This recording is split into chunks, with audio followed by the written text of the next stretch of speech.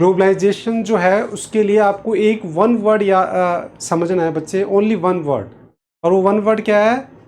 Integration. मतलब globalisation it means the integration world economies. तो one word में हम ग्लोबलाइजेशन को शॉर्ट में डिफाइन कर सकते हैं।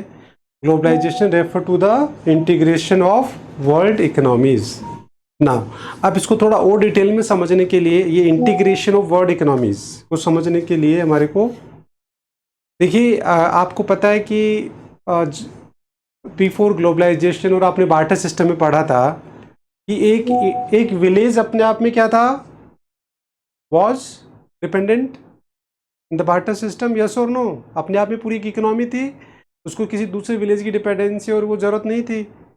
बट धीरे धीरे क्या हुआ था, जैसे जैसे वांट्स बढ़ी और एक कॉन्ट्रैक्ट्स में आए, एक दूसरे एक विलेज दूसरे विलेज के, डिस्ट्रिक्ट दूसरे डिस्ट्रिक्ट के, एक स्टेट दूसरे स्टेट में, एक कंट्री दूसरे कंट्री में, और हमारी मल्टीपल सिटी वॉर्ड बन रही। और नाउ डेज एक कंट्री भी अपने आप में क्या है? इंडिपेंडेंट नहीं है, यस और नो? Yes, जो sir. जो जो इंटीग्रेशन Yes. हुआ, मतलब सारी आज whole world is a one village. ये आपने सुना होगा कि आफ्टर द ग्लोबलाइजेशन नाउ पूरा एक पूरा होल वर्ल्ड है वो क्या हो गया? वन विलेज हो गया। That is globalisation. So the integration of world economies, अगर हम थोड़ा ब्रॉडली समझे तो हम ये देख सकते हैं कि it's include 4 type of free of flow. मतलब इंटीग्रेशन के अंदर हम कह सकते हैं कि there are 4 type of free of flow. तो वो फ्री फ्लो 4 टाइप का कौन कौन सा हो गया? सबसे पहले ले लेते हैं हम कैपिटल। आज आप देखिए बिटवीन 2 एंड मोर कंट्रीज में कैपिटल्स क्या है? फ्री फ्लो है। सेम गुड्स की बात करें, आज आप यहाँ इंडिया में बैठे हुए किसी भी कंट्री से जो भी गुड्स आपको पसंद है, अमेजोन से कहीं से भी ऑर्डर करके आप मंगवा सकते हैं। तो free flow of goods and services between 2 and more countries. Now technology, आज आप देखिए आईफोन का कोई भी नई टेक्नोलॉजी आती है वो इंडिया के अंदर भी आ जाती है। मतलब हर जगह टेक्नोलॉजी का भी ट्रांसफ़र होता है। जैसे एआई आया और तुरंत ऑल ओवर द वर्ल्ड में स्प्रेड हो गया। नाउ वैसे ही free flow of capital, human capital. आज आप देखिए यहाँ इंडिया में बैठे बैठे आप वर्ल्ड के बेस्ट से बेस्ट डॉक्टर से आप अपना इलाज करवा सकते हैं, बेस्ट से बेस्ट टीचर से आप पढ़ सकते हैं। मतलब आप जो लेबर है, मैन पावर है, वो भी आज क्या हो गया? Free flow of goods and services. So हम ये भी कह सकते हैं कि globalisation includes 4 type of free flow. Free flow of goods and services, free flow of capital, free flow of technology, free flow of movement of labour. So ये finally हमारा concept हो गया कि व्हाट इज ग्लोबलाइजेशन। बताओ, clear है क्या यहाँ तक? Yes, sir. Yes, sir. ना अब उसके बाद आते हैं बच्चे पॉजिटिव एंड नेगेटिव इंपैक्ट्स। ये बेसिकली एनसीईआरटी का टॉपिक है जो एनसीईआरटी में दे रखा है, पॉजिटिव एंड नेगेटिव इंपैक्ट्स। इसमें हम कीवर्ड मार्क करेंगे। वैसे देखो नॉर्मली हमारे को क्या है, पॉजिटिव नेगेटिव अगर हम नहीं भी पढ़े ना, और अगर एग्जाम में आता है तो आप करके आ सकते हैं। तो देखिए यहाँ अगर हम देखें तो पॉजिटिव इम्पैक्ट में ग्लोबल मार्केट या greater access to the global market ले सकते हैं। आज आप देखिए मैं मेरा जो चैनल है, मैंने मेरा जो ब्लॉग वेबसाइट बनाई है, तो जो मैं वेबसाइट को और इनको देखता रहता हूँ कि मेरे जो विजिटर्स हैं वो कहाँ से। तो ऐसा नहीं कि केवल मेरी विजिटर्स यूट्यूब पे और मेरी वेबसाइट पे केवल इंडिया में ही है। मेरी विजिटर्स यूएसए, कनाडा, ऑस्ट्रेलिया, मतलब अलग अलग कंट्री से, नेपाल, है ना, ये बहुत सारी कंट्रीज से मैं देखता हूँ कि मेरे विजिटर्स आते हैं, वेबसाइट पे भी आते हैं और यूट्यूब चैनल पे भी आते हैं। इसका मतलब आज हमारे लिए जो मार्केट है वो इंडिया ही नहीं है, आज हमारे लिए market all over the world है। तो ये किसकी वजह से हुआ? After the globalisation. तो ये मार्केट ले सकते हैं कि मार्केट जो है वो बढ़ गया। देन टेक्नोलॉजी, ये हम डिस्कस कर ही चुके हैं। देन उसके बाद में नेक्स्ट आ गया कि इंक्रीज पॉसिबिलिटीज़। तो इंक्रीज पॉसिबिलिटीज़ ले सकते हैं हम कि आज जैसे मैंने आपको बताया कि आपकी जो पॉसिबिलिटीज़ है वो आज ऑल ओवर द वर्ल्ड में बढ़ गई है। मतलब आप अपना बिजनेस इंडिया ही क्या ऑल ओवर द वर्ल्ड में कहीं भी कर सकते हैं। तो ये पॉसिबिलिटीज़ इंक्रीज हो गई। फॉर एग्जांपल जैसे आज हमारी जो टाटा कंपनी है वो ऑल ओवर द वर्ल्ड में कहीं भी बिजनेस कर रही है, या बाहर की कंपनीज यहाँ कर रही है। जैसे गूगल का एग्जाम्पल देखो, आप गूगल के almost all over the world में गूगल है। तो इस तरीके से हम कह सकते हैं कि आप possibilities day by day increase होती जा रही है। ठीक है, तो बताओ इंपॉर्टेंस ऐसे पॉइंट्स है जो हमें ऑलरेडी पता है, अगर हम नहीं भी पढ़े तो भी कर सकते हैं, यस और नो बोलिए। True, sir. Yes, sir. ना उसके बाद हम चलते हैं नेगेटिव इम्पैक्ट्स। नेगेटिव भी मोर लेस हमें सब पता है कि नेगेटिव भी इसके क्या पढ़ेंगे, पर फिर भी हम पढ़ रहे हैं। तो जैसे सबसे पहला नेगेटिव जो है वो आ जाएगा कि में क्या हम कीवर्ड ले सकते हैं कि globalisation strategy, strategy of the develop countries. Basically हम ले सकते हैं globalisation is the strategy of the develop countries. Basically जो ग्लोबलाइजेशन है उसका सबसे ज़्यादा बेनिफिट किसको मिला? डेवलप कंट्रीज को। कोई बता सकता है कैसे? हमें कह रहे हैं कि globalisation is the strategy of develop countries. How? तो मार्केट एक्सेस कर ही नहीं पाए डेवलप कंट्रीज का, डेवलप कंट्रीज ने हमारे मार्केट को कैप्चर कर लिया। तो बेसिकली जो बेनिफिट मिलना चाहिए था वो हमारे को नहीं मिला और डेवलप कंट्रीज को मिल गया। तो हम ये कह सकते हैं कि बेसिकली डेवलप कंट्रीज की स्ट्रेटजी है। बिल्कुल सही। Market driven globalisation is widen the economic disparities. तो इकोनॉमिक डिस्पैरिटीज की वर्ड मार्क कर सकते हैं इसमें। आप देखिए कि जो बेचारे डेवलपिंग कंट्रीज थे वो डेवलपिंग ही रह रहे हैं या अंडर डेवलप्ड हो गए, और जो डेवलप्ड है वो और ज़्यादा डेवलप्ड हो रहे हैं। तो मतलब डिस्पैरिटी चाहे आप रीजनल लीजिए, चाहे आप पर्सनल लीजिए, और मतलब हर टाइप की जो इनइक्वालिटीज़ है वो डेवलप हुई है बेसिकली। तो यहाँ जो दे रखी है इकोनॉमिक डिस्पैरिटीज़ दे रखी है, नेशंस और पीपल दोनों दे रखी है। मतलब ये पर्सनल भी है और रीजनल भी है। ये कुछ जो स्टेट्स जो कंट्रीज है वो डेवलप से डेवलप होते जा रहे हैं। जैसे यूएसए को देखो, आज लार्जेस्ट वर्ल्ड इकोनॉमी है। और कुछ स्टेट जो कंट्रीज है वो बैकवर्ड से बैकवर्ड होते जा रहे हैं। ऐसे कुछ पर्सन्स है जो कंपनीज है, जो बड़ी बड़ी कंपनीज है, वो बस जैसे एप्पल की बात करें तो वो डोमिनेट ही करती जा रही है। कुछ जो है वो बिल्कुल बिल्कुल बंदी हो गई या ख़त्म ही हो गई। तो मतलब हम ये कह सकते हैं कि पर्सनल और रीजनल दोनों इनइक्वालिटी जिसे बढ़ी है। ठीक है। बेसिकली हम सेक्टर की बात कर रहे हैं यहाँ। तो ऊपर हमने बात की थी किसकी? पर्सन और रीजन एरिया की।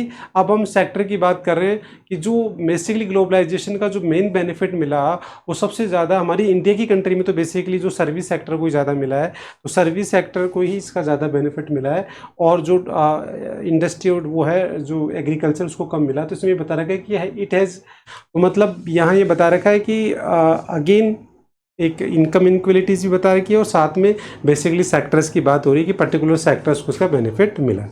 तो इस तरीके से क्या हो गया? इसकी नेगेटिव इम्पैक्ट्स हो गए, पॉजिटिव इम्पैक्ट्स हो गए, और द कॉन्सेप्ट हो गया। बताओ यहाँ तक कोई डाउट है? तो I hope positive negative clear है यहाँ तक। ये लो, globalisation is complete now. Globalisation पे बस एक शॉर्ट नोट्स तैयार करना है, बस यही होता है ग्लोबलाइजेशन, इतना सा ही हमारे सिलेबस में। अब इसके जो आउटकम्स है वो पढ़ेंगे, जैसे आउटसोर्सिंग, WTO, वो इसी के आउटकम्स है ग्लोबलाइजेशन के। बट अगर एक्सक्लूसिवली ग्लोबलाइजेशन की बात करें तो बस वो इतना ही है। पूरा एक शॉर्ट नोट्स बन सकता है इस पर कि what is globalisation and what were the positive and negative impacts. तो ये पूरा एक शॉर्ट नोट्स आपका ग्लोबलाइजेशन पे तैयार हो जाएगा। ठीक है। Yes, sir. Now Yes, sir. अब बच्चे आउटसोर्सिंग वाला बहुत इजी सा टॉपिक है, मतलब वन टाइम रीडिंग है, और मैंने देखा है most of the time exam में आता है। और इसलिए आता है क्योंकि सीबीएसई चाहता है कि जब सीबीएसई देखो पेपर में ऐसे क्वेश्चंस डालता है जो डेफिनेटली हर कोई उसको अटैम्प्ट कर ले, ताकि ज़्यादा से ज़्यादा बच्चे पास हो जाए, कोई फेल ना हो। तो इस वजह से ये आउटसोर्सिंग वाला टॉपिक डालता है सीबीएसई। मतलब मैक्सिमम टाइम में देखता हूँ कि आउटसोर्सिंग का क्वेश्चन आता है, और इतना ईजी सा क्वेश्चन है कि आप एक टाइम ढंग से पढ़ लोगे ना, उसके बाद इसमें कुछ भी नहीं है। तो देखिए सबसे पहले बाय नेम मीनिंग पे चलते हैं हम। आउटसोर्सिंग, वैसे outsourcing is outcome of globalisation. Globalisation की वजह से आउटसोर्सिंग का एग्जिस्टेंस हुआ। अब बाय नेम आउटसोर्सिंग की बात करें तो bye name is clear. Outsourcing मतलब सोर्सिंग फ्रॉम आउटसाइड। आउटसोर्सिंग क्या होती है? Sourcing from the outside. तो ये बाय नेम इज क्लियर हो गया। अब तो इसमें आपको शॉर्ट नोट्स पूरा एक, ये तो 6 मार्क्स में क्वेश्चन आ सकता है। तो सबसे पहले इसमें मीनिंग करना है, फिर उसके बाद में इसमें एग्जाम्पल्स करने हैं, फिर उसके बाद इसमें करना है कि why India is most favourable destination for the outsourcing. जैसे हम बात करते हैं चाइना, चाइना जो है वो उसकी जो इमेज है या उसका जो मोनोपोली है वो किस में? मैन्युफैक्चरिंग में। और वैसे ही इंडिया जो है उसकी जो मोनोपोली और उसकी जो आइडेंटिटी है वो सर्विस सेक्टर। तो अब हम ये भी देखेंगे कि why India is most favourable destination for outsourcing. और फिर लास्ट में हम इसमें देखेंगे कि what were the positive impacts for the India और negative impacts for develop countries. तो ये पूरा एक टॉपिक हम तैयार करेंगे। तो सबसे पहले वन बाय वन चलते हैं, आउटसोर्सिंग का मीनिंग चलते हैं। Outsourcing it refer to the system of hiring business services from the outside the world. जैसे मैंने आपको बताया था कि by name is clear, outsourcing मतलब सोर्सिंग फ्रॉम द आउटसाइड। अब क्वेश्चन ये आता है कि आप लोग बताएं मेरे को कि जैसे कोई भी कंपनी है, जैसे फॉर एग्जांपल यूएसए का एग्जांपल लेते हैं, यूएसए की कोई भी कंपनी इंडिया से आउटसोर्सिंग क्यों करवाती है? रीजन आप कुल मिला के हम कह सकते हैं कि यूएसए के अंदर क्या है, बेसिकली आपने देखा होगा यूएसए डेवलप कंट्री, तो डेवलप कंट्री का मतलब ये होता है कि वहाँ जो है ना सैलरी और वेजेस का डिफरेंस ज़्यादा नहीं है, मोर एंड लेस डिफरेंस है, बट इतना डिफरेंस नहीं जैसे इंडिया के अंदर है कि बहुत ज़्यादा डिफरेंस कर देते हैं हमको।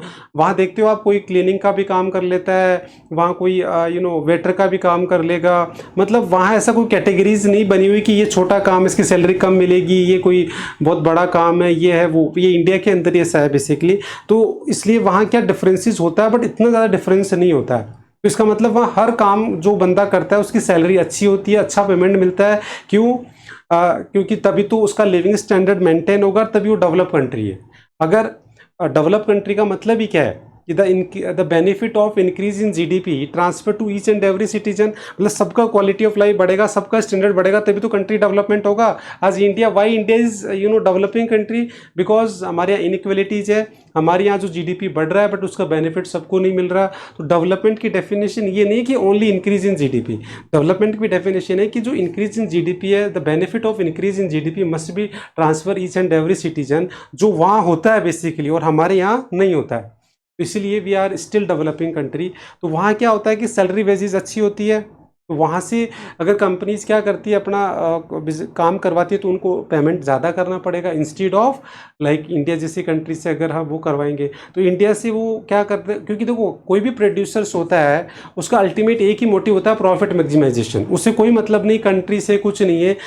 हर प्रोड्यूसर का एक ही मोटिव है कि उसको अपना प्रॉफिट मैक्सिमाइजेशन करना है, चाहे वो प्रोडक्ट कहीं बेचे कहीं से बनवाए, अल्टीमेटली उसका मोटिव प्रॉफिट है। तो इसलिए वो क्या करते हैं, हालांकि वहाँ की गवर्नमेंट तो इसको अपोज करती है, क्योंकि अभी हम आगे पढ़ेंगे कि वहाँ की इकोनॉमी पे उसके नेगेटिव इम्पैक्ट्स हम पढ़ेंगे तो आपको पता लगेगा कि वहाँ की गवर्नमेंट इसको अपोज करती है, क्योंकि वहाँ बहुत नेगेटिव इम्पैक्ट पड़ेंगे इसके।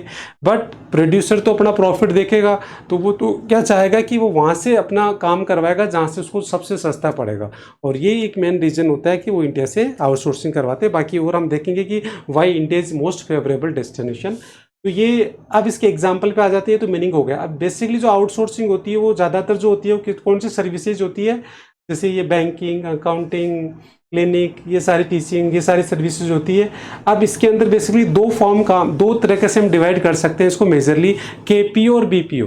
अब बता सकते हो आप इनमें क्या फ़र्क है? ये वर्ड आपने सुना होगा। मतलब ओवरऑल अगर हम एग्जाम्पल की बात करें तो पूरे दो पार्ट में हम डिवाइड कर सकते हैं सारी सर्विसेज। दो तरीके के पार्ट होते हैं इसके, केपीओ और बीपीओ। और इसमें जैसे मान लो कोई अकाउंटिंग का काम है, जैसे ज़्यादातर जो अकाउंटेंसी वाले बच्चे होते हैं उनके लिए बड़ा स्कोप होता है, ग्रेजुएशन के बाद ही वो बीपीओ में काम कर लेते हैं। जैसे इंडिया के अंदर जेनपैक्ट है, ये एचसीएल, ये सारी कंपनीज है जो क्या करती है, ये सारी बैंकिंग, इंश्योरेंस और ये अकाउंटिंग सर्विसेज, वहाँ से काम आ जाता है, यहाँ से इंडियंस करके उनको दे देते हैं। तो बेसिकली क्या है, सर्विस से रिलेटेड, बिजनेस प्रोसेसिंग आउटसोर्सिंग, है ना, की फुल फॉर्म होती है। और केपीओ होता है नॉलेज प्रोसेसिंग आउटसोर्सिंग। तो ये बेसिकली केपीओ जो है वो एजुकेशन के लिए, बेसिकली जो रिसर्च एजुकेशन के लिए, और बीपीओ जो है वो बाकी सर्विसेज जैसे मार्केटिंग, अकाउंटिंग और ये, तो ये बेसिकली थोड़ा सा फ़र्क होता है इनके अंदर। तो केपीओ बीपीओ ये दो क्लासिकल एग्जांपल है। बीपीओ के अंदर ये सारी सर्विसेज आ गई, बैंकिंग, अकाउंटिंग ये, और जैसे टीचिंग, नॉलेज बेस्ड कोई भी जैसे रिसर्च एजुकेशन और इससे रिलेटेड वो केपीओ के अंदर आ जाते हैं। तो इस तरीके से ये दो तरीके से हम इसके एग्जाम्पल दे सकते हैं। बाकी आप डायरेक्ट ये भी दे सकते हो, बैंकिंग, अकाउंटिंग और ये सारी दे सकती है। ये तो सर्विस का एग्जांपल हो गया, ये कंपनीज का एग्जांपल हो गया, जेनपैक्ट, एचसीएल, विप्रो, ये कंपनीज हैं जो ये काम करती है। ठीक है, उसके बाद में अब आ गया क्वेश्चन कि why India is most favourable destination. तो एक तो आपने ये बता दिया कि इंडिया जो लेबर है यहाँ सस्ता लेबर है, लेस कॉस्टली होता है। सेकेंड, हमारे यहाँ टेक्नोलॉजी भी अच्छी है, लैंग्वेज भी अच्छी है।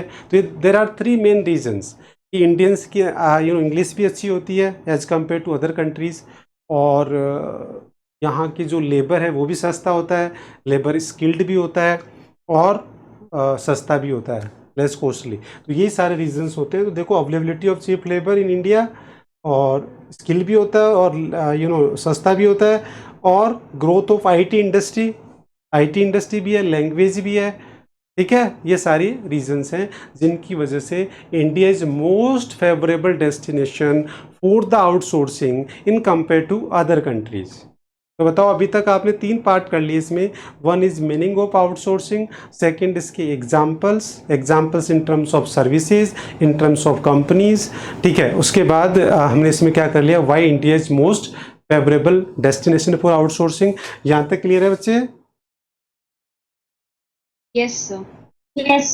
नाउ अब ये जो बेनिफिट्स ऑफ आउटसोर्सिंग है, देखो सारे पॉइंट, ये सबसे पहले एम्प्लॉयमेंट का पॉइंट दे रखा है, फिर एक्सचेंज मतलब एक्सचेंज ऑफ टेक्निकल नॉन, मतलब मॉडर्नाइजेशन होगा डेफिनेटली।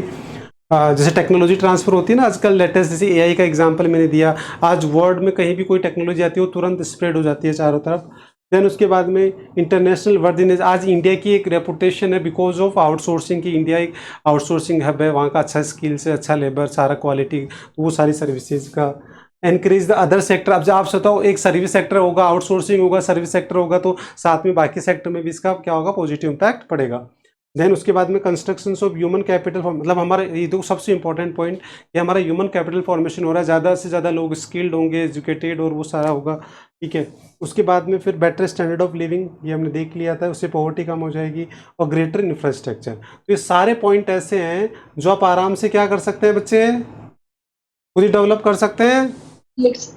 Yes, sir. मतलब इनके Yes, बस sir. आपको पॉइंट याद करने, और बाकी क्या कर सकते हो, डिटेल आप अपनी मन से लिख के आ जाओगे, तो पॉइंट आपको याद कर लेने। और पॉइंट भी मैं तो कहता हूँ कि एक बार आपने ढंग से पढ़ लिया, उसके बाद में आप मन से भी लिख के आ सकते हैं। यस और no? Yes, sir. Yes, sir. Now अब उसके बाद आगे चलते हैं बच्चे, दैट इज ये वाला पॉइंट। ये वाला पॉइंट देखिए, डिसएडवांटेज फॉर डेवलप कंट्रीज, तो इसके कीवर्ड मार्क कर लेते हैं। तो वैसे नॉर्मली ये भी, हालांकि ऐसा कोई ज़्यादा टफ नहीं है कि देखो अभी तो हमने देखा कि हमारे लिए क्या बेनिफिट होगा, अब हम यूएसए के बारे में सोच रहे हैं, तो वैसे आप तो बता सकते हो एक बार के लिए कि यूएसए को क्या क्या नुकसान होंगे। तो इसलिए देखिए यहाँ कीवर्ड्स देखिए, सबसे पहला कीवर्ड देखिए, outsourcing in India is good and develop countries oppose because outsourcing lead to outflow of investment.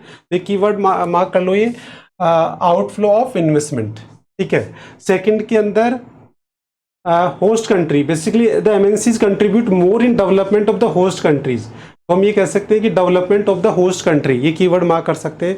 मतलब उनको ये लगता है कि जो एमएनसीज है वो डोमेस्टिक कंट्री की बजाय होस्ट कंट्री को ज़्यादा डेवलप करेगी, तो ये भी एक उनके रहता है। देन थर्ड के अंदर क्या आ गया, रिड्यूस एम्प्लॉयमेंट, रिड्यूस अनएम्प्लॉयमेंट। और फोर्थ के अंदर जो आ जाएगा, ड्यू टू जॉब इनसिक्योरिटीज़, ठीक है, तो जॉब इनसिक्योरिटीज आ जाएगी। तो आप देखिए क्या क्या कीवर्ड मार्क करें आपने, एक बार बताना। फर्स्ट कीवर्ड क्या मार्क किया? Outflow of investments. Outflow of investment. Very good. Second, Host country. Development of the host country, बिल्कुल। Then third, Reduces the employment. Yes, और लास्ट में lead to the job Job insecurity. अब बताइए आराम से 4 keywords याद करके अच्छे से तैयार हो जाएगा। बाकी वैसे मोरल लेस हमें भी पता था। तो बताइए पूरा टॉपिक आउटसोर्सिंग हमने कवर कर लिया है। अब आउटसोर्सिंग इतना इजी टॉपिक हो गया कि इस पे क्वेश्चन आता है तो आप आराम से फुल में से फुल मार्क्स ला सकते हैं। पूरा कितने पार्ट में हो गया आउटसोर्सिंग? सबसे पहले मीनिंग, के बाद example, then why India is most favourable destination of outsourcing, then फिर एडवांटेजेस, और फिर disadvantages for the develop countries. Yes और नो? बताओ। Yes, sir. आउटसोर्सिंग में कोई डाउट है किसी को? No, sir. No, sir. चलो अब आगे चलते हैं बच्चे, दैट इज WTO। अब WTO में आपको क्या करना है, देखिए ये जो पैराग्राफ है इसमें से बस 3 ही टॉपिक तैयार करने हैं, ओनली 3 टॉपिक्स आपको तैयार करना है। सबसे पहले आपको इसमें तैयार करना है कि व्हेन वाज गेट एस्टैब्लिश्ड। सबसे पहले जो गेट है वो इस्टेब्लिश कब हुआ? 1948 के अंदर। ये डेटा याद करना है, डेटा आता है basically establishment of GATT 1948। GATT की फुल फॉर्म, गेट की फुल फॉर्म कहाँ दे रखी है? ऊपर ही दे रखी होगी, ये यहाँ ही दे रखी है, देखो, the general agreement on the tariff and trade. ये बिल्कुल हाईलाइट कर लेना बच्चे, गेट स्टैंड फॉर, ये क्वेश्चन आ जाता है, ठीक है। व्हेन वाज एस्टैब्लिश ये आ जाएगा, और फिर व्हेन वाज WTO एस्टैब्लिश, तो 1 जनवरी 1995।